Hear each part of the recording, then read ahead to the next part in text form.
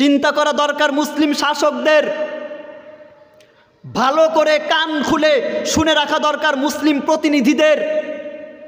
3 দিনের সোহবাত সুমামা ইবনে ওসাল মক্কার কাফেরদেরকে বলতেছে, মুহাম্মাদের অনুমতি ছাড়া তোমাদের এই মক্কায় ইয়ামামা অঞ্চল থেকে একটা গমের দানা পর্যন্ত আসবে না।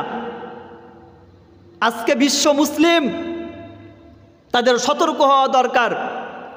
কুফরি রাষ্ট্রকে আমরা আমাদের সম্পদ দ্বারা শক্তিশালী করতেছি।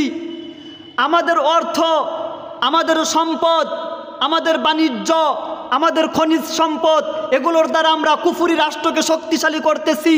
যদি এখানে মুসলিম শাসকরা সুমামা ইবনে উসালের মতো একজন বলতে পারতো কোনো কাফের রাষ্ট্রকে আমি আমার দেশের রাষ্ট্রীয় সম্পদ দ্বারা সহযোগিতা করব না, কোনো কাফেরের বাচ্চাকে আমি আমার মুসলিম ভাইদের সম্পদ দ্বারা সহযোগিতা করব না, যেই কাফেররা আমার মুসলিম শিশুকে গণহত্যা করতেছে, আমার মুসলিম মা বোনদেরকে নির্যাতন করতেছে, তাদেরকে ধর্ষণ করতেছে, তাদের ইজ্জত আবরু নষ্ট করতেছে, এরকম কাফের রাষ্ট্রে আমার দেশ থেকে অন্তত সম্পদ যেতে পারে না।